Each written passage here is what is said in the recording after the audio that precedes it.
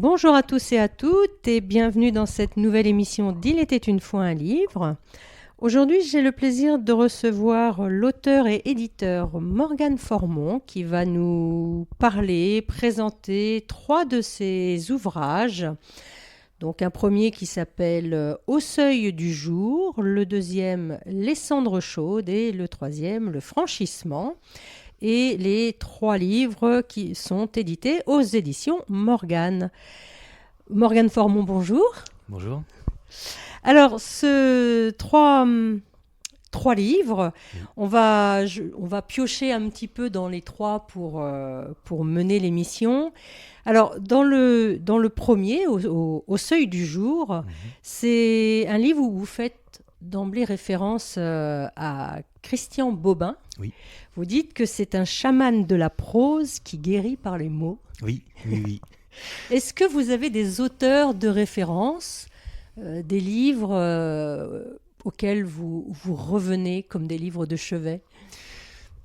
Bobin est vraiment un auteur de référence du coup pour moi, d'où le fait de lui avoir dédié une lettre dans ce premier ouvrage, puisqu'il venait juste de trépasser quelques mois avant, je crois.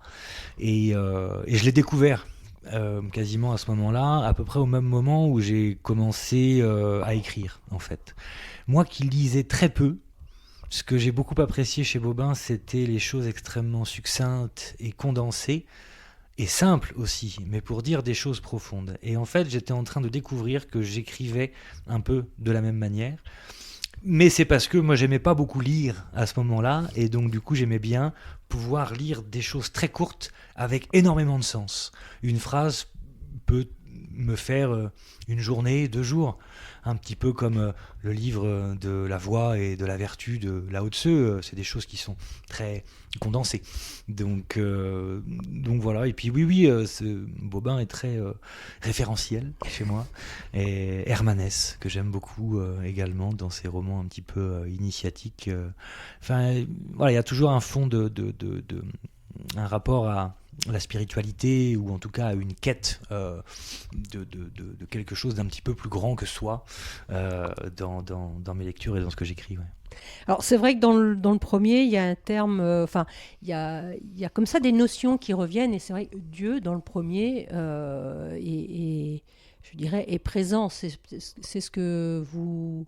Quand vous parlez de spiritualité, c'est... Disons que je rapproche plus... Comme Bobin, d'ailleurs. Oui. Mais je rapproche plus ça du terme de sacré, en fait. En opposition, donc, à profane. Mais je l'explique d'ailleurs dans le second, je crois, ce terme de Dieu, c'est parce que c'est simple. Parce qu'on dit Dieu, parce que c'est simple. Voilà, c'est 4 lettres d'une mécanique un petit peu pressentie, mais qu'on ignore, mais qu'on a envie de connaître. Voilà, il y a un petit peu cette chose-là qui est derrière, avec toujours quelque chose de... Comme un enfant qui va chercher un autre dans un jeu de cache-cache, voilà. Alors, bon, on dit Dieu dans la culture judéo-chrétienne qu'on a, mais voilà, c'est uniquement pour nommer cette chose-là, je dirais. Plus grande que nous. Oui, voilà, c'est ça. Mais qui est essentiellement en nous aussi. Voilà, la chose sacrée, c'est aussi notre corps, notre véhicule, qui nous permet de nous mouvoir et de partager des expériences. Je ne sais plus qui disait ça. Nous ne sommes pas des êtres matériels qui avons une expérience spirituelle, mais nous sommes des êtres spirituels qui avons une expérience matérielle. Voilà, c'est un petit peu dans ce sens-là. Alors, dans votre livre, c'est pareil, là, c'est dans le franchissement, vous parlez à un moment, en nous, vous dites, il y a l'enfant, Oui. l'adulte Mm-hmm. et le sage. Et le maître, ouais. Et oui, le maître qui est sage, c'est ça. Il est difficile à trouver celui-là, mais c'est... Quand vous écrivez, Mm-hmm. lequel des 3 écrit chez vous ? Je pense que c'est un condensé des 3. C'est là où les 3 se réunissent et où il y a cet alignement. Et c'est même pas quelque chose qui se convoque. Ça se présente, il faut être prêt. Il y a eu beaucoup de temps d'attente dans les premiers tomes, où c'était rester assis devant la fenêtre et jamais forcer en fait l'écriture. Voilà, il y a une phrase, il y a un mot, c'est bien. Il y a 4 pages, c'est bien. Sachant que généralement je taille énormément dedans, mais c'est un alignement qui se pointe à un moment donné et il y a un peu d'étroit. Il y a cet enfant qui aime, puisqu'il y a à peu près peut-être que lui qui sait le faire. Le maître est souvent impassible. Il attend qu'on fasse. Et d'ailleurs, Et l'adulte? Et l'adulte, peut-être que c'est lui qui prend le crayon dans l'action. Voilà, il y a un relais. C'est le terme de maître m'est apparu il y a très peu de temps comme ça. Aime. La lettre M est une invitation à aimer. Aime, une injonction même. Aime être. Le maître, c'est celui qui aime être. C'est voilà. Tout un programme. Ah oui. Alors, vous dites aussi, le terme de auteur, c'est un statut, Oui. quand le poète est une nature. Oui. Et c'est vrai que, alors, vous, je dirais le poète, parce que, alors, ce ne sont pas des romans, ce sont des livres qui... comme des pensées, en fait, mais très poétiques, Oui. de la prose poétique, on pourrait dire. Mhm. Et le poète est une nature, et c'est vrai que la nature, chez vous, poète, est quelque chose de très, très important. Oui, indispensable. Indispensable. Je vois les chevreuils depuis ma fenêtre. Ça fait pas longtemps qu'ils se montrent d'ailleurs. Avant, il fallait un peu les chercher. Maintenant, il n'y a plus qu'à attendre un petit peu. Et généralement, un peu avant le coucher du soleil, ils viennent se nourrir dans le champ.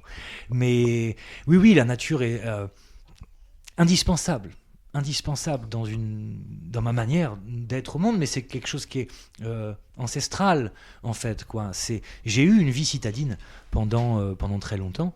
Et j'écrivais pas du tout ça. D'ailleurs, j'écrivais très peu, j'écrivais des chansons parce que j'ai fait un peu de musique avant. Mais il y a eu une volonté à un moment donné de se couper de beaucoup de stimuli sociaux, visuels, sonores, pour essayer d'avoir un vrai retour aux sources, donc aux racines, donc à la terre en fait. Il y a eu un moment dans ma vie où je porte allégeance à ce qui me porte. Voilà, la nature, c'est ça, mais c'est la terre. C'est la première de nos mères. Voilà, le rapport que j'ai à l'écriture est le rapport que j'ai à la terre, donc très en lien avec... Votre environnement, finalement. Oui, mais c'est plus large que ça, parce que on en revient à cette chose de sacré, justement. On est invité à fouler quelque chose, cette terre qui est vivante, et dont on respecte peu parfois son accueil en fait. Même dans la plus grande présence qu'on peut se donner, on va encore trop vite parfois. C'est très très difficile de réussir à ralentir, mais faut pas trop le faire non plus. Il y a un décalage, c'est vrai, vous le dites, il y a un décalage. Le temps de l'homme et le temps de l'arbre sont... ça n'a rien à voir, quoi. Mais surtout que l'arbre n'a pas besoin de se déplacer. Il y a un chêne qui accompagne mon chemin quotidien, qui est un être à qui je dis bonjour à chaque fois que je passe devant. Et c'est vrai que j'ai un rendez-vous après, j'ai machin, mais j'étais bien dans le quartier, je serais bien resté là. Je dis, toi au moins, t'as pas besoin de bouger, quoi. Mais alors, dans ton enseignement des racines, moi, il faut quand même que je me déplace. Donc, comment je fais pour garder mes racines dans mes déplacements? Une habitude. J'ai pas eu sa réponse encore. Mais c'est, Alors, il y a une autre notion que je vais aborder parce que là, elle est vraiment très très large et on la retrouve à travers les trois livres. Mais dans ce rapport à la nature, je trouve que vous avez un regard. C'est aussi un regard. Et cette capacité, comme Christian Bobin, vous le disiez tout à l'heure, cette capacité en peu de mots à dire comme une vérité en fait qui qui nous dit mais c'est bien sûr, mais c'est bien sûr. Ah bah, tant mieux, Et, ça fait ces échos-là. Ouais. et il y a quelques phrases, par exemple. Alors, la lumière ne prend jamais de vacances. Elle travaille d'arrache-pied à l'effacement du terne. Mhm. Et on pourrait dire aussi à l'effacement de nos ombres. C'est tout à fait cela. Ouais. C'est le travail de toute une vie. Et qui s'emploie au quotidien. Mais oui, c'est ça. Alors, il faut bien commencer par quelque part. Mais, et puis, il y a certaines étapes dans son évolution où on croit qu'on est absolument sauvé de soi. Et puis le lendemain va nous apprendre que non.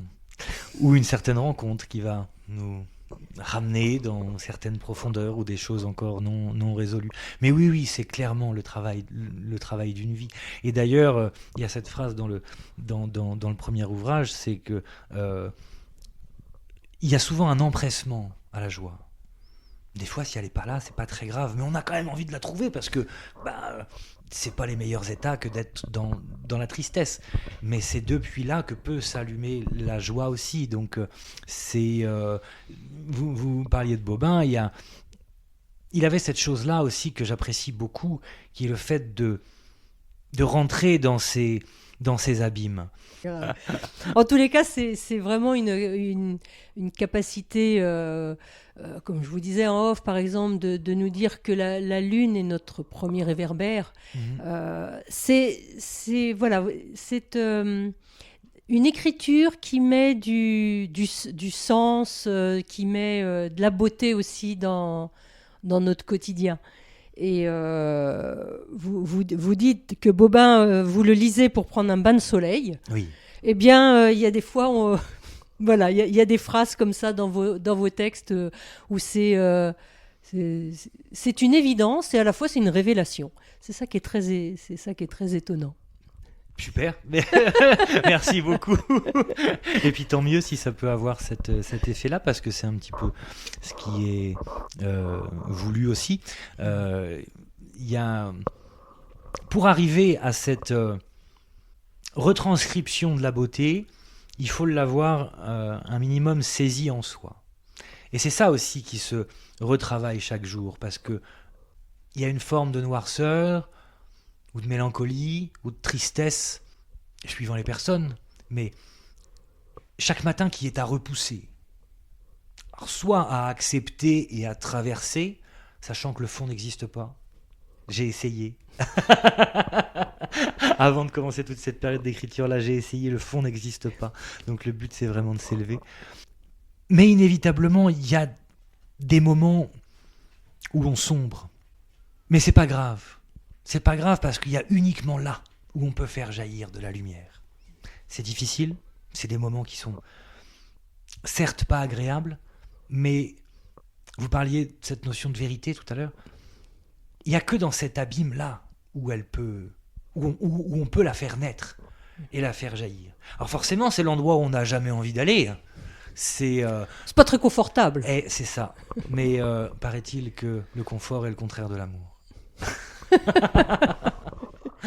Bon, bah alors ce sera le petit mot de conclusion pour cette première partie d'émission. On va faire une pause et après on va s'élever encore plus puisqu'on va parler de l'âme. À tout de suite. Vous êtes toujours à l'écoute de Radio Rennes. Aujourd'hui, c'est en compagnie de notre invité Morgane Formon qui parle autour de ses 3 livres dont je rappelle les titres: Au seuil du jour, Les cendres chaudes et Le franchissement. Donc, 3 livres qui sont édités aux éditions Morgane. Alors, il y a je parlais tout à l'heure de prose poétique. Et il y a une notion je dirais, qui est vraiment un fil conducteur entre ces 3 livres, c'est la notion d'âme. Oui. Et vous dites, une âme dans un corps est la première histoire qu'on devrait raconter à l'enfant, et il n'y a qu'à elle qu'on devrait rendre des comptes. Quelque chose comme ça, ouais. Disons que... C'est une belle histoire. Ouais, Moi, j'ai été dans une famille athée extrêmement cartésienne, et ce sont des choses que j'ai découvert par moi-même ensuite. Mais cette notion d'âme, c'est même un terme qui est devenu très profanateur de la vie moderne, quelque part. François Scheng a passé sa vie à essayer de dépeindre les intrications un petit peu et les différences qu'il pouvait y avoir entre cette notion d'esprit et cette notion d'âme, sachant qu'en Occident, on s'est quand même très basé sur l'esprit en oubliant l'âme. Ou alors c'était quelque chose d'uniquement chrétien, en fait. Donc... moi, je ne suis pas dans quelque chose de dogmatique. L'âme n'aime pas les dogmes. Voilà, exactement. Oui, oui, tout à fait. Ben non, c'est peut-être la chose la plus libre qui soit, et ça nous demande pour la trouver d'être libre, donc d'être libéré. Et c'est ça aussi tout ce travail d'une vie et ce travail quotidien pour être au plus près de soi, parce que peut-être que cette chose un petit peu plus grande que soi dont on parlait tout à l'heure, c'est peut-être simplement notre âme. Quand je parle de Dieu, de divin ou de sacré, c'est essentiellement ça en fait, c'est notre âme, c'est ça qui nous rend sacrés ici. Si on reconnaît son existence ou ce à quoi ça a trait, je ne suis plus qu'une coquille vide. J'ai de la vie dans moi, et donc je peux développer de l'amour pour moi, pour le monde autour, et puis après ça fait des petits. Alors c'est vrai que l'alignement à cette âme, justement, c'est peut-être que c'est aussi ça aussi le travail, un travail quotidien qui ne s'arrête jamais. Et c'est aussi ce qui est peut-être le plus difficile, oui. D'être aligné. Ben, oui, parce qu'il y a toute une notion après émotionnelle aussi qui rentre en compte. Alors, j'avais bien aimé décomposer ce terme dans le premier ouvrage. Émotion, motion. Donc les émotions peut-être sont-elles des motions d'amour. C'est... Moi, je suis quelqu'un de très hypersensible. Ça coche à peu près toutes les cases de ce qu'on peut entendre aujourd'hui sur les JASPE, etc. Mais c'est un don absolument à canaliser, à comprendre, à maîtriser, à mettre au service de soi. Mais parce que si je ne suis pas mon moi, et si je ne suis pas non plus mes émotions, ce à quoi on a tendance à s'identifier quand on est sensible, ben qu'est-ce qui reste ? Justement, cette autre chose, peut-être un petit peu plus grand, mais qui nous définit et nous caractérise réellement comme nature, je dirais. Alors, les linguistes ne seraient pas d'accord avec ça, puisque pour eux, on n'a pas de nature. Mais quand on n'a pas de langue encore, d'ailleurs. C'est vrai que vous jouez beaucoup avec les mots. On sent une certaine, je dirais une gourmandise, un amour des mots avec lesquels vous jouez, vous les scindez, comme vous venez de le faire. Alors, moi, les textes, j'avais l'impression que chaque texte était un peu comme une pensée, comme une lettre un petit peu. Quand vous écrivez, est-ce que vous écrivez assis à une table, ou bien est-ce que les pensées comme ça viennent en déambulant dans la nature, dans votre environnement? Il y a une pensée qui jaillit. Vous avez cerné, parce qu'il y a tout ça, en fait. Il y a des fois en marchant. Alors moi, je suis très quartier. Voilà, c'est un quartier où il n'y a pas beaucoup de maisons et il y a beaucoup de nature, mais ça reste quand même le quartier. Alors je fais mon tour de quartier, j'ai mes chemins habituels, mais qui sont jamais les mêmes chemins. Si on prête attention, il y a toujours quelque chose de différent. Il y a aussi le fait d'écrire à une table, où d'ailleurs cet endroit me nourrit par deux fois, puisque j'écris à l'endroit où je mange. Et puis des fois ça peut être en faisant la vaisselle ou quelque chose comme ça, ou une idée traverse également, et donc là le carnet est pas loin, ou le dictaphone, c'est un petit peu, avec le téléphone moderne là, c'est un petit peu incorporé dans la méthode d'écriture, mais j'essaye de le laisser tomber parce qu'il faut être très assidu avec ça et y revenir. Et c'est pas du tout pareil, parce qu'il y a une diction. L'écriture, c'est silencieux. Donc ça veut vraiment dire, essayer de faire parler quelque chose qui se tait. C'est très intérieur. Et à la fois, l'écriture est là pour dire. Alors, une fois que c'est porté au monde, oui, mais ça naît d'abord d'un silence, et c'est dans ce silence intérieur qu'une voix intérieure prend le pas sur le silence et l'éclaire, justement. Il peut y avoir des longues périodes sans cette révélation intérieure. Il y a eu des périodes très fastes avec ces 3 premiers livres. En ce moment, c'est un petit peu plus compliqué, par exemple. Je pense que des fois, ça nous quitte, des fois, ça revient. Et puis, à partir du moment où on cherche à écrire, c'est là où on fait jamais rien. Et c'est ça qui est terrible, d'ailleurs. Mais c'est dans le fait de chercher, de toute façon, on trouve jamais rien, mais on cherche quand même. Bon, après, c'est aussi c'est l'écriture. Aussi. Enfin, là, on a quand même le sentiment que vous écrivez, vous n'écrivez pas tout seul. L'invisible chez vous est très présent. Oui. Parfois, ils peuvent aussi prendre des vacances. Mais c'est quand ils nous demandent de se débrouiller tout seul. Et c'est peut-être là où on sort les choses qui nous sont les plus propres, d'ailleurs, dans tous les sens du terme. Mais là, il faut prendre son autonomie. Oui. Il y a tout à fait ce côté-là. Ouais. Mais faut bien enlever les petites roulettes à un moment donné aussi. Parce que la spiritualité, surtout dans la vie moderne qu'on vit, peut être une forme de fuite aussi du quotidien. On peut s'y enfermer. Alors qu'au contraire, c'est quelque chose qui va être là pour être plus en rapport à soi et être dans la vitalité. Voilà, il y a ce terme de vitalité plus que de vivacité qui me vient. C'est donc qui implique du mouvement, de la ferveur, du courage. Quand on ne sait pas bien ce que c'est généralement qu'on en manque. Moi, souvent, il me fait défaut, mais c'est surtout quand on ne l'a pas qu'il faut l'avoir, le courage. Sinon, ça ne sert à rien. C'est un petit peu comme le moral, ça. Donc, on va dire que les dieux ont beaucoup d'humour. Et que parfois, certains soirs, après une journée qu'on pourrait dire peut-être un peu compliquée, eh bien, on a l'impression que les anges sont en grève ou que Dieu nous a abandonnés. Oui.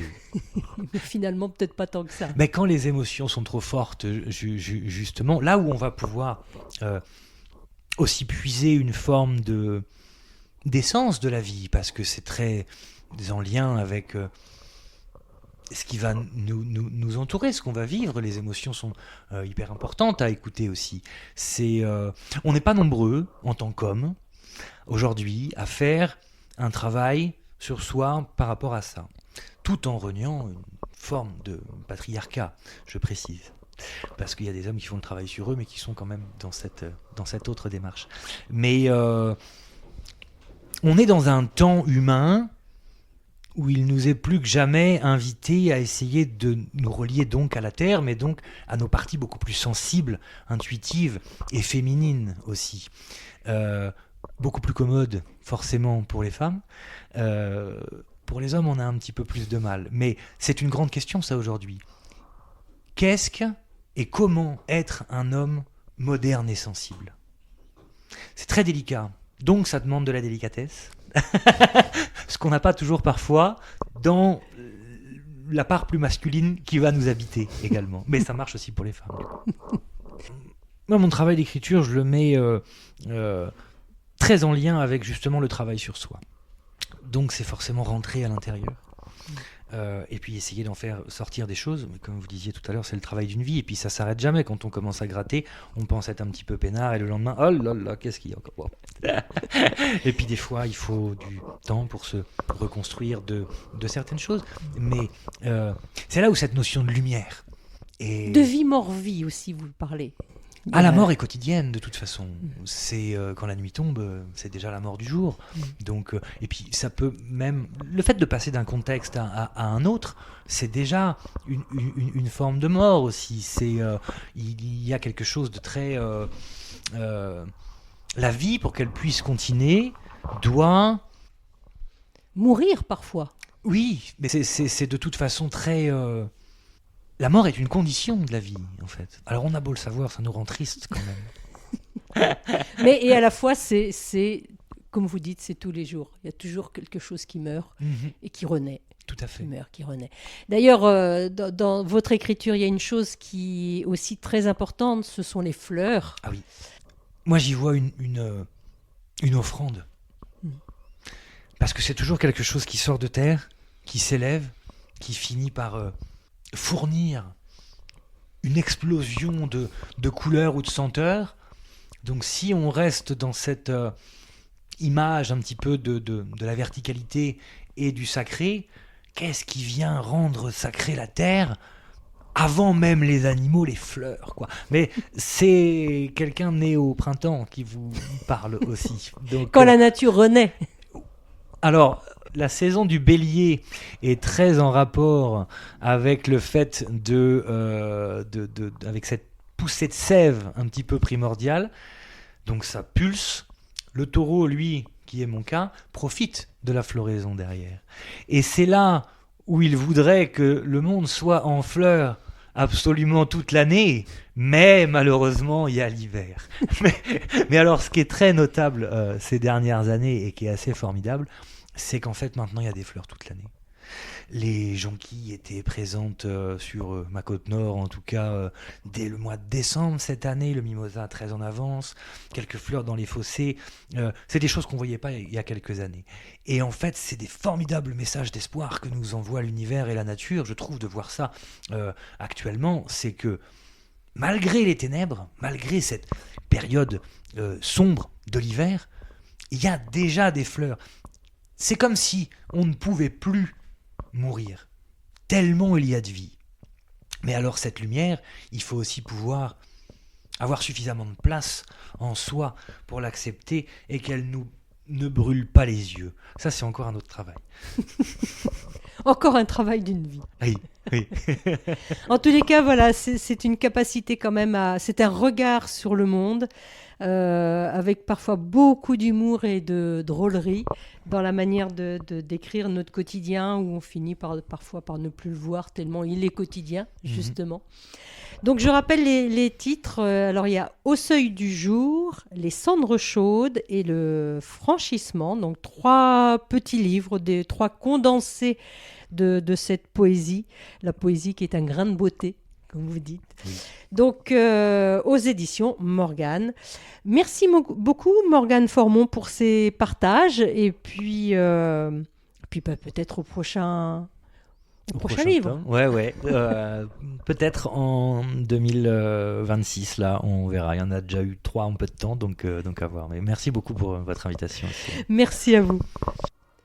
Vous êtes toujours sur Radio Rennes, à l'émission Il était une fois un livre, proposé et réalisé par Nathalie Ramage.